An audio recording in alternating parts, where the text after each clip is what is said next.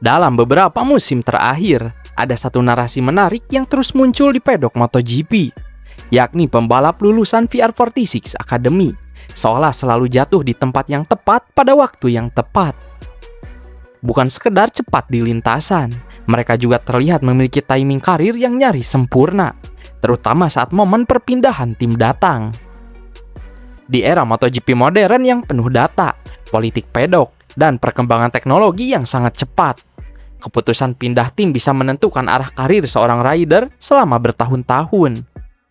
Salah memilih proyek bisa membuat karir stagnan, sementara keputusan yang tepat bisa membuka peluang gelar juara dunia.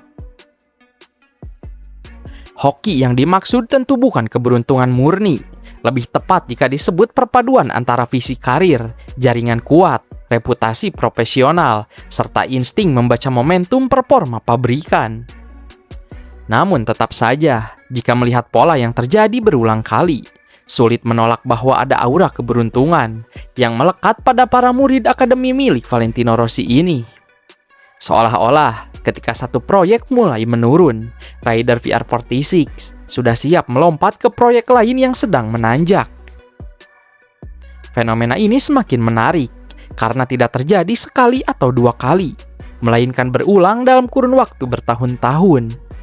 Hal inilah yang membuat banyak penggemar dan pengamat mulai menyebutnya sebagai hoki VR46.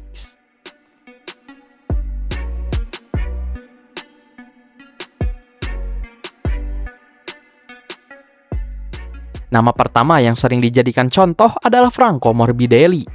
Karirnya di kelas Premier penuh naik turun, terutama bersama Yamaha pada periode 2019 sampai 2023. Morbidelli sempat merasakan puncak performa ketika menjadi runner-up kejuaraan dunia pada 2020.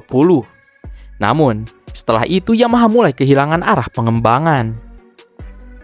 Masalah klasik M1, top speed rendah, sulit menyalip, serta pengembangan aerodinamika yang tertinggal, membuat banyak rider Yamaha kesulitan.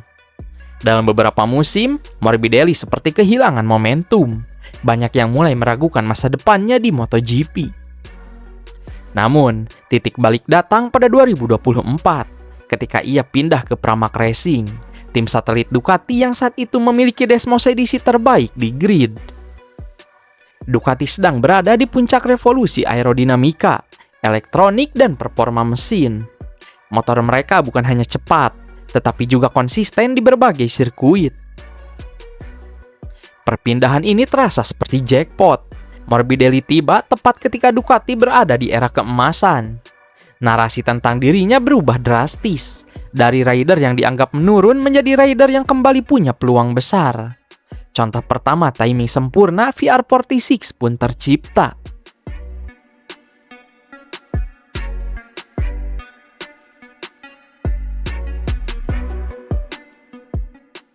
Kisah berikutnya bahkan lebih dramatis. Marco Bezzecchi berkembang bersama VR46 Racing Team dengan Ducati pada 2022 sampai 2024. Saat itu, Ducati mendominasi hampir seluruh grid, sehingga banyak yang mengira Bezzecchi akan bertahan lama di lingkungan tersebut. Namun keputusan mengejutkan muncul ketika ia memilih pindah ke Aprilia Racing pada 2025 bersama proyek Aprilia. Banyak pihak meragukan langkah ini karena meninggalkan motor terbaik tampak seperti perjudian besar. Tapi MotoGP berubah cepat. Memasuki 2026, Aprilia menunjukkan peningkatan besar. Konsistensi meningkat, performa satu lap kuat, dan paket motor semakin lengkap. Sebaliknya, Ducati mulai menghadapi tekanan kompetisi dan tantangan teknis baru. Keputusan Bezzecchi yang dulu dianggap nekat berubah menjadi langkah visioner. Ia pindah tepat sebelum kurva performa Aprilia menanjak tajam. Sekali lagi, pola VR46 terulang. Pindah sebelum momentum datang.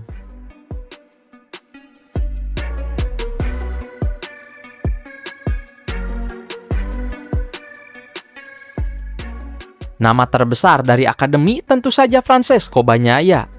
Setelah debut di MotoGP bersama Pramac Racing pada 2019, ia berkembang menjadi ikon Ducati Lenovo Team dan salah satu pembalap tersukses pabrikan setelah Casey Stoner. Namun dominasi pabrikan tidak pernah abadi. Musim 2025 menjadi awal periode sulit bagi Ducati. Persaingan semakin ketat, tekanan meningkat, dan keunggulan teknis mulai tergerus. Saat diumumkan bahwa 2026 menjadi musim terakhir Bagnaia bersama Ducati, dan ia akan pindah ke Aprilia pada 2027. Banyak penggemar langsung melihat pola yang familiar. Bagnaia akan bergabung dengan proyek yang sedang naik daun, tepat ketika Ducati memasuki fase tantangan baru. Lagi-lagi, timing karir rider VR46 tampak nyaris sempurna.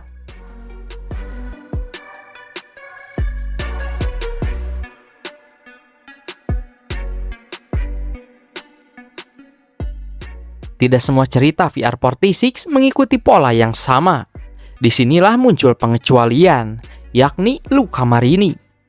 Saat tampil solid bersama Ducati, banyak yang mengira ia akan bertahan di lingkungan kompetitif tersebut. Namun, ia justru memilih meninggalkan Ducati dan bergabung dengan Honda. Saat keputusan itu diumumkan, Honda masih berada dalam fase pembangunan ulang. Motor belum kompetitif, dan proyek masih berkembang. Bagi sebagian orang, langkah ini terlihat seperti mundur. Namun, jika Honda kembali kuat, Marini bisa menjadi bagian inti kebangkitan tersebut. Ia mungkin tidak mengikuti tren hoki, tetapi memilih jalur investasi jangka panjang yang berisiko tinggi.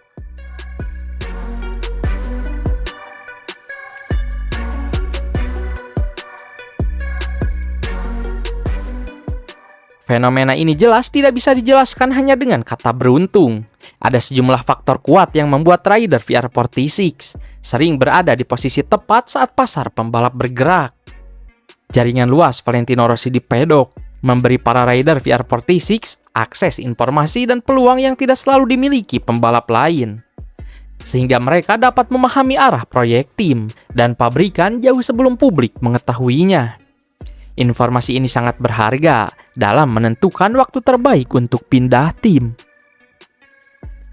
Pendekatan manajemen karir rider VR46 juga sangat strategis karena mereka tidak terburu-buru mengambil keputusan dan cenderung menunggu momentum terbaik sebelum pindah tim.